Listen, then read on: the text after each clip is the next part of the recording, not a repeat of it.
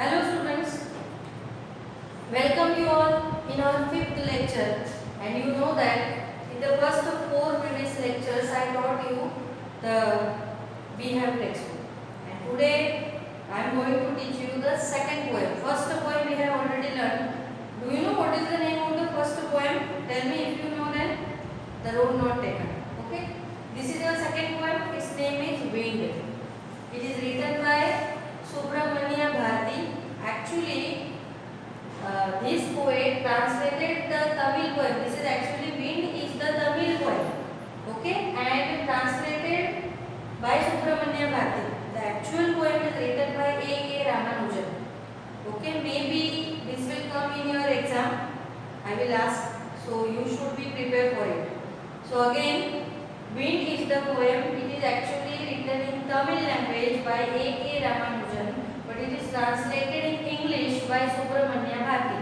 So here some glossary is there. These are all the phrases. Poking fun is a phrase, means making fun of. मजाक उड़ाना. Rafters, sloping beams supporting a roof. Roof को support करने के लिए जो खंभे होते हैं, उसको हम लोग बोलेंगे rafters. Then winnow. Actually, winnowing is the process. You already learned in science that blow the grain free of chaff means the grain is blowing off in the wind and the chaff is get separated and the grain is flowing down at the soil. So here you have shown the picture, and in this picture the process of winnowing is shown. So students, hearing the name of wind, all of a sudden there are so many types of wind, we can say. Not the types but forms. There are so many forms of wind. Cyclone, tornado, gale, typhoon. Okay, there are so many forms of the wind. Okay, storm. So it changes its direction or it changes its position. Okay. Now you know that India is a country. Actually, this is your social topic. But as the name of the poem is wind, that is why I am explaining here. You know, students, the speciality of the India. Do you know what is the speciality of Indian physiography? The winds are changing its direction according to the season. This is only happens in India. No other countries this doesn't happen. But the special feature of India's physiography is that winds are changing their directions according to the season. So means what? That is why according to the wind and according to the season, you know that in India there are actually 3 seasons, but main seasons are 2 only. Monsoon is considered in between. So according to the season we are consuming our food. You know guys. So here wind sometimes acts as our friend or sometimes it is our enemy. So this friendship and enmity is very clearly narrated by the poet Subramania Bharati. So let's see what the poet is saying here. Wind comes softly, don't break the shutters of the windows, don't scatter the papers, don't throw down the books on the shelf. There, look what you did, you threw them all down. You tore the pages of the books, you brought rain again. You are very clever at poking fun at weaklings. Frail crumbling houses, crumbling doors, crumbling rafters, crumbling wood, crumbling bodies, crumbling lives, crumbling hearts. The wind god winnows and crushes them all. He wants to do what you tell him. So come, let's build strong homes, let's join the doors firmly, practice to form the body, make the heart steadfast. Do this and the wind will be friends with us. The wind blows out big fires, he makes strong fires roar and flourish. His friendship is good, we praise him every day. Before explaining the poem, I want to tell about the trees. You know students, trees are our best friends. Okay? Because a tree provides us so many things, from medicine to wood. Okay, the journey of the products the tree is giving to us. So that here, by taking the example of tree, I want to say some few words about the tree, that how tree bear the weather. You know, weather is changing day by day. Yesterday the rain was coming and a little bit storm was also be there. So whenever tree is a living thing, you also know that, and tree is just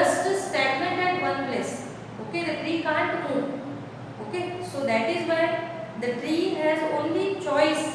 What is the choice? Whatever the tree is stood there, only whatever is coming over the tree, it is just we can say that bearing all the difficulties or just taking it themselves. वो tree क्या करते हैं, जो भी उनके ऊपर गिरता है, पानी हो, सनलाइट हो, तूफान हो, मिट्टी हो, वो सिर्फ उसको कंज्यूम करते हैं, एक वर्ड भी बोलते नहीं है. But they have one choice. God has given the choice to everyone. That is why trees has a choice also. What is the choice they are having? They keep or puts down their root deeper and deeper in the soil. Only this choice is possible for them. Trees क्या करती है, उनको पता है बारिश आएगी, storm आएगा, तो हम लोग जोर से मूव करेंगे जिसकी वजह से हम लोग गिर सकते हैं. तो हमें गिरना नहीं है, हमें मरना नहीं है, तो हमें क्या करना पड़ेगा, खुद को स्ट्रॉन्ग होना पड़ेगा.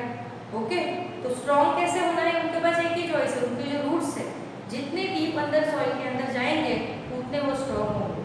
इससे एक स्टोरी मुझे याद आई. देखो, एक बार क्या होता है, दो पड़ोसी होते हैं, तो एक पड़ोसी जो होता है always he is watering the plants every day and the other one is not getting enough time to watering the plants. So one day what happens, the person who is watering the plants every day and the person who is not watering them is went outside.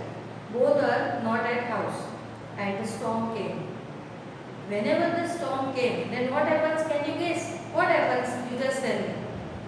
क्या हुआ होगा? जो trees को रोज पानी देता है वो बची होगी या जिसको पानी नहीं दिया वो बची होगी? I think you heard this story. This is very famous moral story. क्या हुआ होगा, जस्ट इमेजिन. तो स्टूडेंट ये हुआ कि जिसको वो पानी दे रहा था ना, means the neighbour who is used to watering the plant every day, वो सारी ट्रीज उखड़ गई. और जो ट्रीज, जो नेबर था दूसरा, उसको टाइम नहीं मिलता था, वो मेरी तरह होगा ना, उसको जॉब पे आना है, घर पे कोई है नहीं, क्या करेगा बेचारा. तो उसके ट्रीज जो थे वो इतने स्ट्रॉन्ग हो गए, उन्होंने अपने रूट्स ऐसे नीचे नीचे डीप चलते गए, जिसकी वजह से उसके ट्रीज गिरे नहीं. दूसरे दिन जब दोनों आए तो the neighbour was shocked seeing that all the trees are rooted up. सारे ट्रीज जो वो उखड़ गए हैं. सो कैसे हुआ, मैं तो रोज पानी डालता हूँ. और दूसरा नेबर बोलता है पता नहीं, बट हमें ये मोरल इससे मिलता है कि अगर हमें स्ट्रॉन्ग होना है तो we have to face all the problems in life. Life में कितनी भी प्रॉब्लम्स आए उसके पीछे रोना नहीं है, उससे हमें कुछ सीखना है. एग्जाम्पल ले लो, तुम लोग जैसे फेल हो जाते हो तो पेपर हार्ड था इसलिए तुम लोग फेल हुए.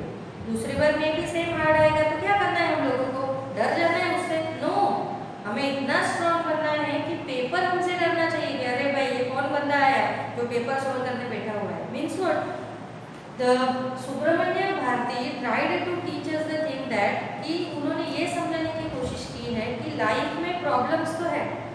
उनको पता है लाइफ में इतने प्रॉब्लम्स है, अगर हम लोग हर एक का आंसर ढूंढने जाते हैं तो जब तक हमें वो आंसर मिलता है तब तो क्वेश्चन भी बदल देती है लाइफ, इतनी खतरनाक है. तो अगर उसको हमें जीना है तो क्या करना चाहिए, उसके साथ we have to pace with it. उसके साथ हमें एक पेस रखना चाहिए कि हम लोग उसके साथ चलें, तभी हम लोग उसके सामने टिक पाएंगे. ये नेचर का रूल है. ओके, सो यहाँ पे विंड पोएम के थ्रू वही बताया है कि विंड है is taking the fierce, we can say that वो एक फियर्स रूप ले लेता है और उसके सामने टिकना है. अगर तुम लोग कमजोर होगे तो वो तुमको उड़ा ही देगा, ये पक्का है. और अगर तुम लोग मजबूत हो तो विंड तुमको कुछ कर पाएगा नहीं. तो देखो अभी हम लोग यहाँ पर पढ़ते हैं. पहला पैराग्राफ तुमको दिया है, wind come softly, don't break the shutters of the windows. Writer यहाँ पे बोल रहा है कि विंड धीरे से आना और आवाज नहीं करना. Don't shutters break the shutters of the window. Window के जो शटर्स होते हैं डोंट ब्रेक देम, उसको तोड़ना नहीं है.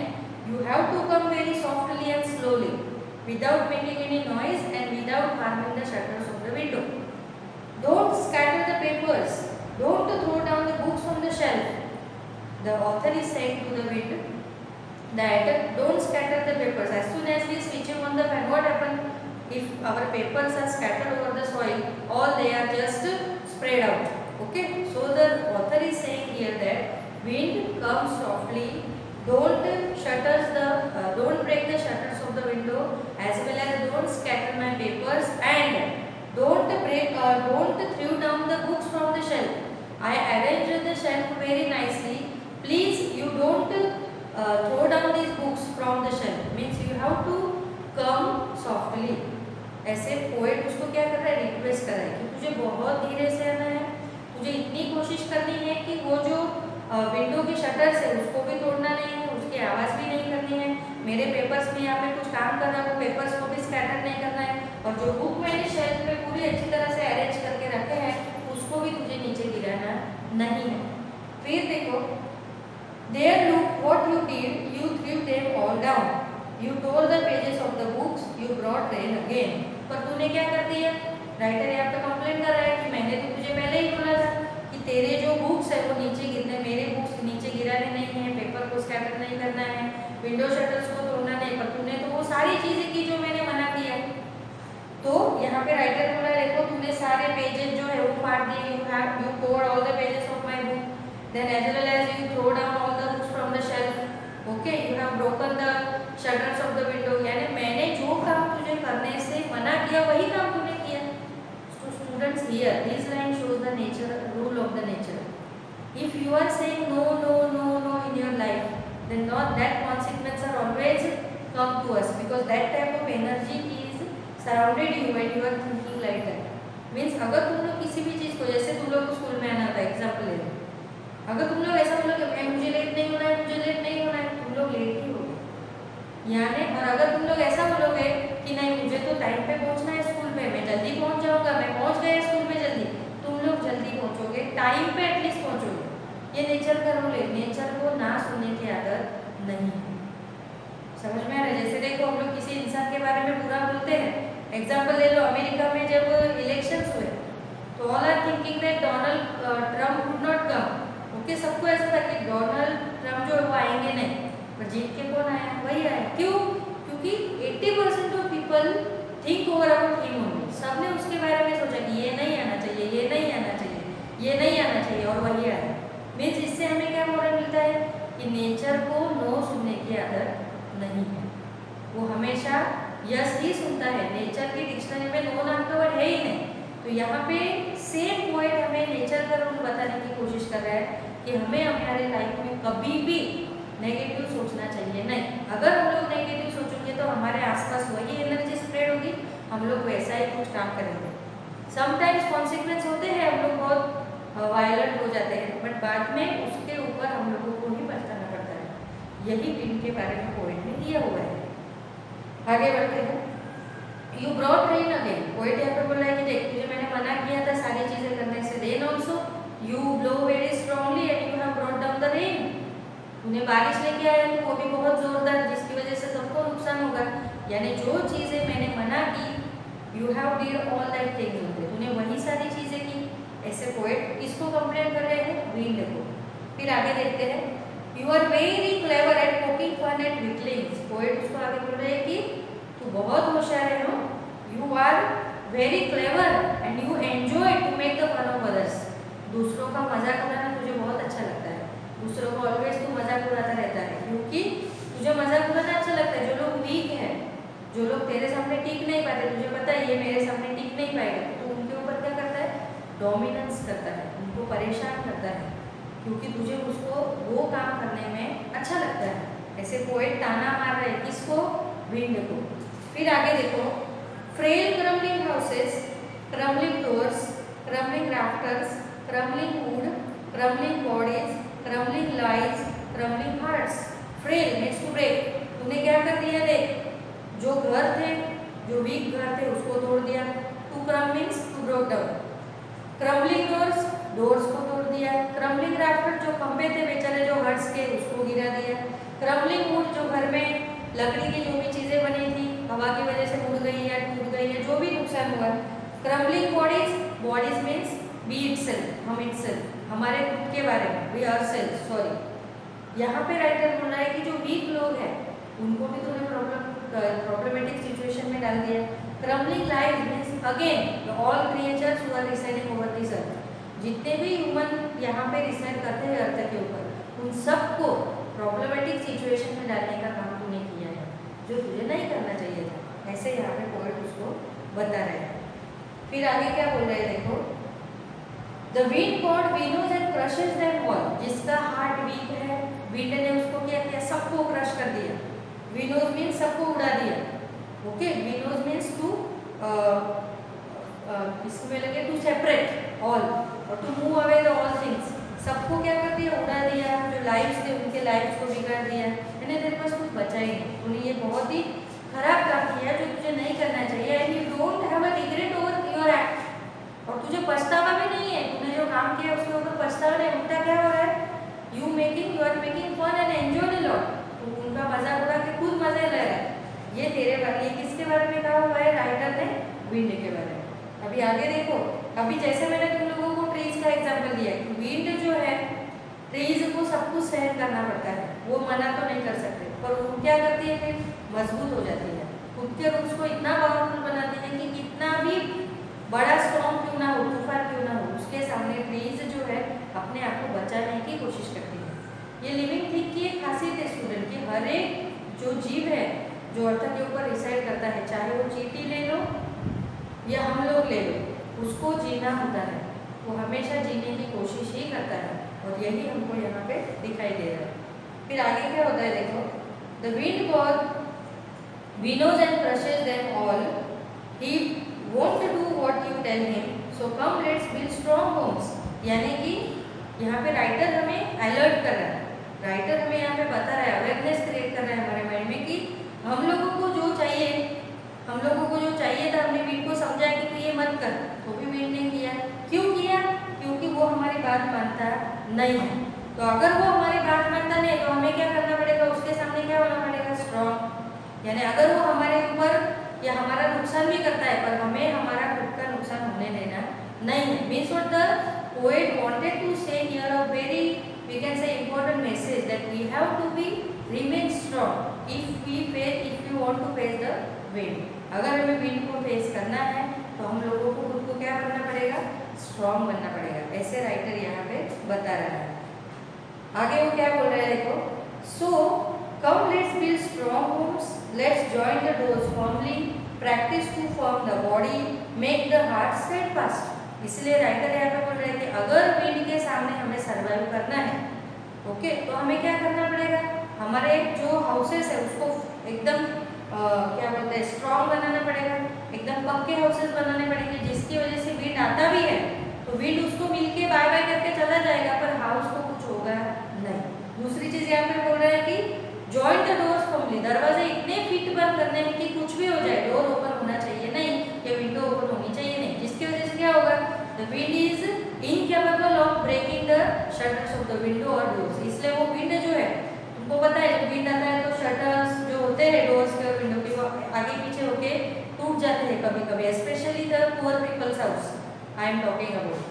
सो क्या होता है, विंड यहाँ पे वही कर रहा है। तो राइटर ने बोला कि विंड तो अपनी आदतों से छूटने वाला नहीं है, तो हमें उसके सामने टिकने के लिए कुछ ना कुछ तो करना पड़ेगा।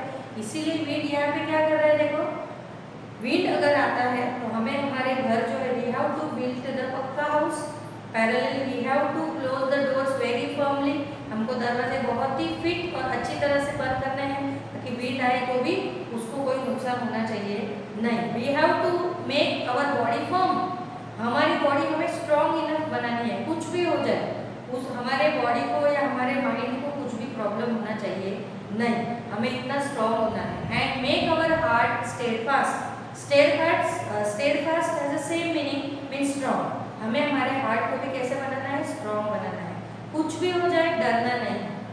बराबर समझ में आ रहा है तुम लोगों को पोएम।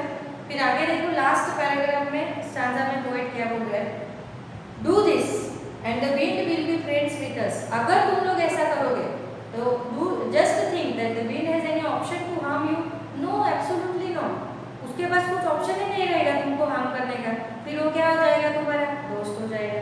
उसको पता है कि ये तो मेरा भी बाप है, तो अभी इसके सामने मेरी चलने वाली नहीं है, तो मुझे क्या करना पड़ेगा, उसका फ्रेंड बन जाते हैं, चलो बराबर कि नहीं। तो यहाँ राइटर ने वही बोला है कि if we are capable to make ourselves strong, to make our things houses strong, that wind will be our friend. Wind जो है वो हमारा क्या हो जाएगा, फ्रेंड हो जाएगा। आगे बोला है the wind blows out big fires, he makes strong fires grow and flourish.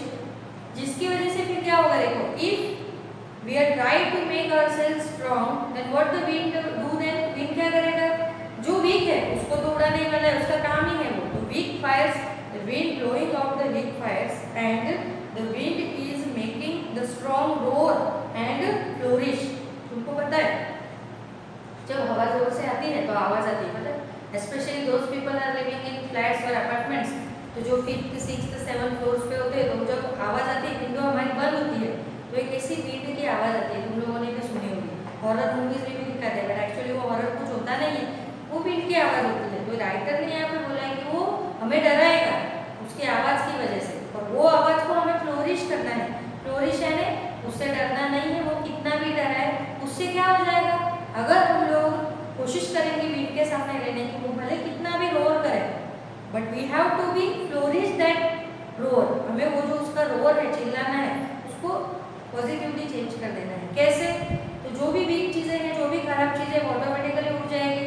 हम लोगों को अगर सेफ रहना है तो हम लोग घर के अंदर रहेंगे, बाहर निकलेंगे नहीं, मीन्स ऐसे कुछ हम लोग काम करेंगे कि विंड हमारा कुछ भी बिगाड़ पाएगा नहीं। तो देखो कितना बहुत अच्छा राइटर ने यहाँ पे बताया हुआ है। लास्ट में बोल रहा है राइटर, देखो his friendship is good, we praise him every day. फिर उसकी फ्रेंडशिप हमारे लिए बहुत अच्छी हो जाएगी और हम लोग उसको रोज उसको अप्रिशिएट करेंगे, उसकी तारीफ करेंगे। अरे देखो विंड आया था, मेरे सारा कचरा बाहर पड़ा था, जो भी कुछ नीटनेस नहीं था सब बह गया, अभी मुझे कुछ करने की जरूरत नहीं। मीन्स ऐसी सारी जो चीज़ें हैं जो हमें समझने जैसी है। This is the we can say, अभी मोरल अगर तुमको बोलना है, what is the moral? If we are strong enough then nobody is going to harm us. अगर हम लोग स्ट्रॉन्ग होंगे तो हमें कोई भी हार्म करेगा नहीं, किसी के अंदर इतनी हिम्मत नहीं है कि वो हमें कुछ हमारा नुकसान करके जाए। और यही हमें विंड के थ्रू बताया है कि स्ट्रॉन्ग को, जो भी स्ट्रॉन्ग इंसान है उसको डरो नहीं, उसके जितना अगर तुम लोग स्ट्रॉन्ग बनोगे तो वो जो स्ट्रॉन्ग इंसान है he become our friend. That is the moral of this story, of this poem. ये उसका मोरल है और यही राइटर ने विंड का एग्जाम्पल देके बहुत ही अच्छी तरह से दिया हुआ है। Actually this is just the extract. तुमको पता है कि विंड जो है, मैंने बहुत अच्छी तरह से तुम लोगों को समझाया, तुमको समझ में भी आया होगा कि विंड के थ्रू पोएट ने हमको लाइफ के कितने प्रिंसिपल्स यहाँ पे सिखाया है। पहला प्रिंसिपल यहाँ पे क्या सिखाया हम लोगों को पोएट ने, कि विंड का काम ही है बहना, लाइफ का काम ही है चलना। ओके, दूसरा ऑप्शन क्या है कि उसके सामने टिकना है या नहीं, वो हमारी चॉइस होती है, because God is always giving us two choices. उसके सामने रहना है तो खुद को मजबूत बनाओ, अगर नहीं रह पाते हैं तो तुम लोग उसके साथ चले जाओगे। मीन्स व्हाट, हम लोगों को क्या करना है, कैसे रहना है, कैसे जो सिचुएशंस आती है, कॉन्सिक्वेंस आते हैं, उसको फेस करना है, ये हमारे साथ होता है, हमको पता होता है, हम लोग उसको कभी भी चेंज नहीं कर सकते। थर्ड मोरल इसका ये होगा, थर्ड यहाँ पे ये बताया है कि काफ़ी लोग हमें लाइफ में ऐसे मिलते हैं कि वो हमें न चाहते हुए भी उनके साथ हमें बोलना पड़ता है। तुम लोगों को भी होगा, क्लास में काफ़ी बच्चे ऐसे होते हैं कि उनके साथ तुम्हारी बिल्कुल इच्छा नहीं होती बोलने की, पर तुमको बोलना पड़ता है। तो क्या है, उनको वीर समझ लो तुम लोग, तुमको पता है ये सुधरने वाला नहीं है, तो सुधरना किसको पड़ेगा? हमको, क्योंकि सामने वाला इंसान सुधरे ऐसा लग नहीं रहा है। तो अगर हम लोग उसके जो भी एक्टिविटीज़ हैं उसके अपोज में करते हैं तो कुछ भी होगा नहीं। यानी कि just think whatever the other person or someone else is expecting, you just do the against of his or her wish. उसके विश के अपोजिट करो। जैसे कोई सामने वाला इंसान है, वो बोलेगा कि अभी मैं इसको इतना उकसाता हूँ कि ये गाली देगा, हंस के वहाँ से चले जाओ। उसको इतना गुस्सा आएगा कि अरे मैंने इसको इतना उकसाया, इतना प्रोवोक किया है, provoked him too much, then also he just smile and went off, वो हंस के चला गया। यानी ऐसे कुछ करो जिसकी वजह से जो एक्सपेक्ट करता है उसके अगेंस्ट में जाओगे तो इसमें तुम्हारा ही फायदा होगा, इसमें किसी का भी नुकसान होता नहीं है। ये विंड के थ्रू बताया है। जैसे राइटर कितनी अच्छी तरह से बोलता है कि तुम लोगों को, विंड को बोलता है कि don't shatter, break the shutters of the window और door, don't scatter my papers, don't throw down the books from the shelf. Okay, then also what the wind has done, wind has done his own work. उसने अपना, wind ने अपना काम ही किया हुआ है। क्या काम करता है वो?